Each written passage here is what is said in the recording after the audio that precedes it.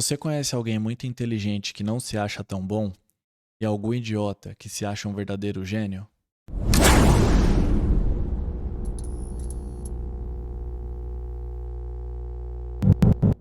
O filósofo inglês Bertrand Russell disse uma vez: todo o problema do mundo é que os tolos e fanáticos são tão seguros de si mesmos, enquanto as pessoas mais sábias são tão cheias de dúvidas.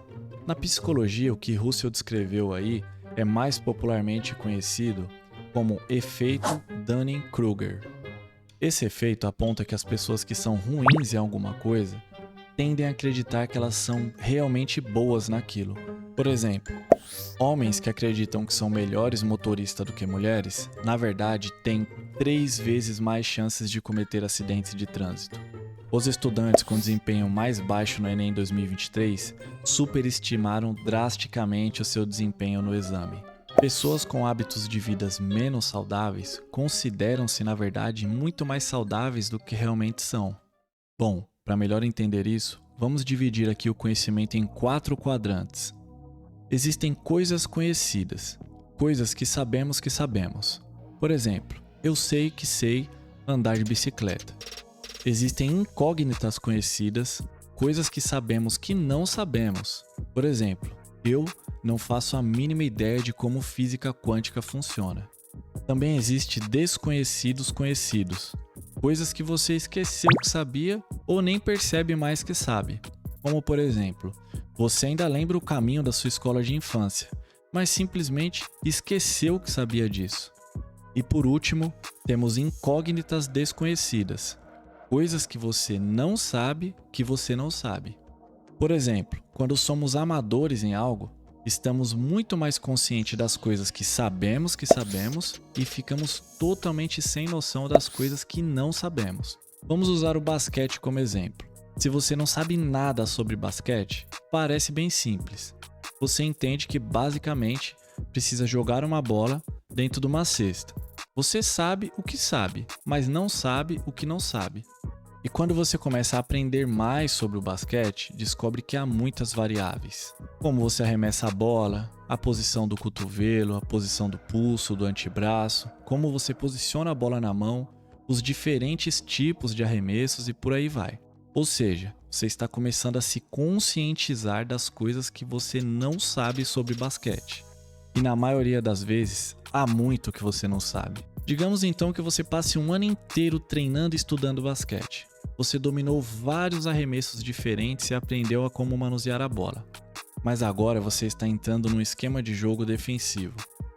Checagem de mãos, marcação por zona, marcação individual, enfim.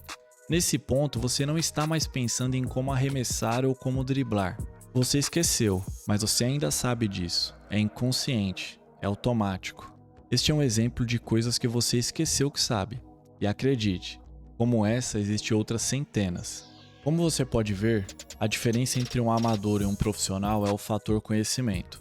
O amador acredita que tem o conhecimento, e isso faz com que ele sinta-se tão convicto daquilo a ponto de fazer ou declarar bobagens sobre algo sem nem notar que está fazendo isso.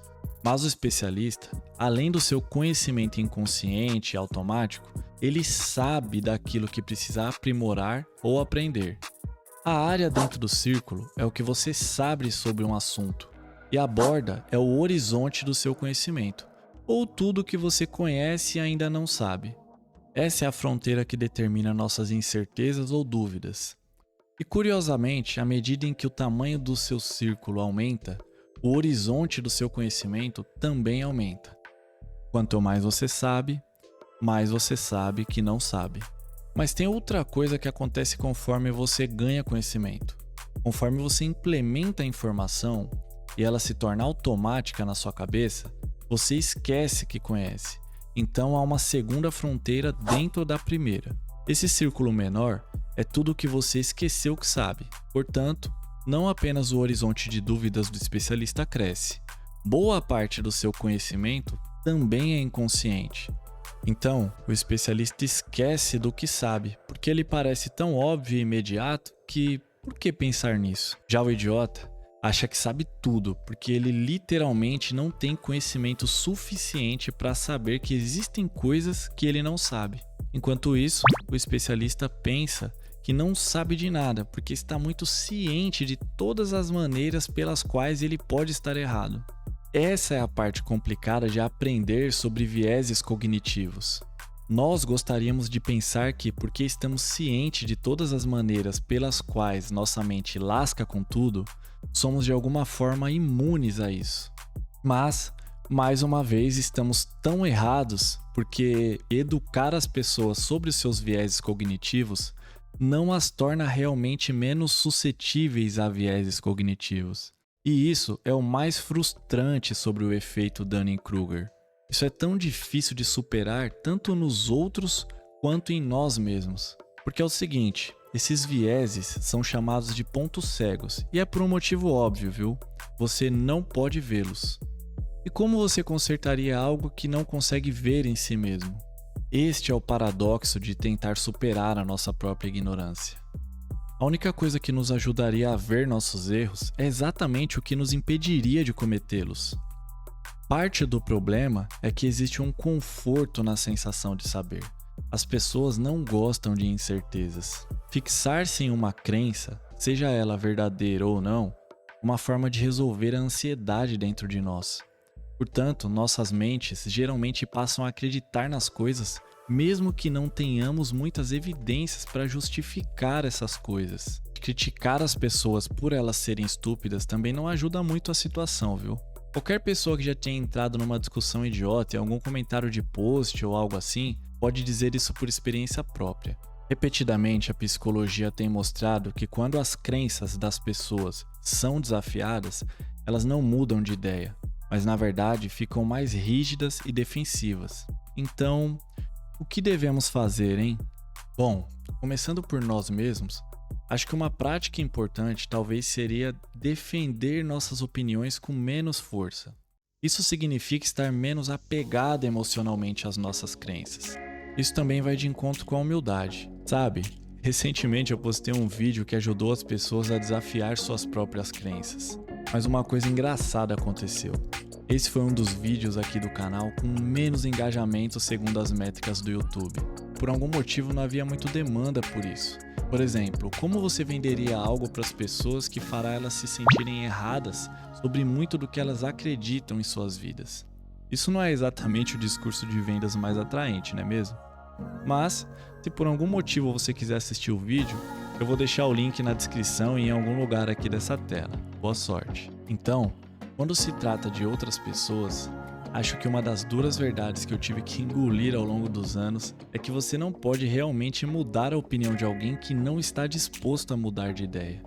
Você pode lançar um máximo de dados, estatísticas, argumentos lógicos para eles, mas eles vão desviar de todos, sabe? Tipo o Neo no Matrix desviando daquelas balas. Acho que isso ocorre porque a crença da maioria das pessoas não são baseadas na lógica ou na razão.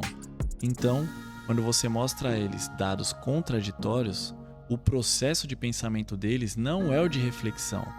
O processo de pensamento deles é meio que como uma ativação de um modo defensivo. Então, uma coisa que me ajudou muito em meus próprios relacionamentos e em tolerar eventuais bobagens que aconteçam por aí, foi entender que eu não estou aqui para mudar mentes necessariamente. Eu estou aqui para plantar sementes. Eu estou aqui para lançar uma ideia, um argumento, para que se um dia aquela pessoa se tornar um terreno fértil, aquela semente possa brotar. As coisas mais impactantes geralmente não surtem efeito imediato. Elas precisam de algumas semanas, meses ou até mesmo anos para aflorar na cabeça de uma pessoa. Resumindo, acho que a humildade é um dos valores mais subestimados aqui no nosso mundo atual. E acho também que o efeito Dunning-Kruger realmente nos ensina que a humildade é muito eficaz. Quando subestimamos intencionalmente nossa própria compreensão das coisas, não apenas nos abrimos para aprender e crescer mais, mas também nos impedimos de ser mais o idiota narcisista qualquer, não é verdade? Mas cuidado, não sinalize sua humildade. Quem sinaliza virtude não é virtuoso de fato. Não caia na armadilha de achar que você é a pessoa mais humilde do planeta. Caso contrário, voltaremos à estaca zero. E aí, gostaram do vídeo? Deixa aí o seu like e não se esqueça de compartilhar.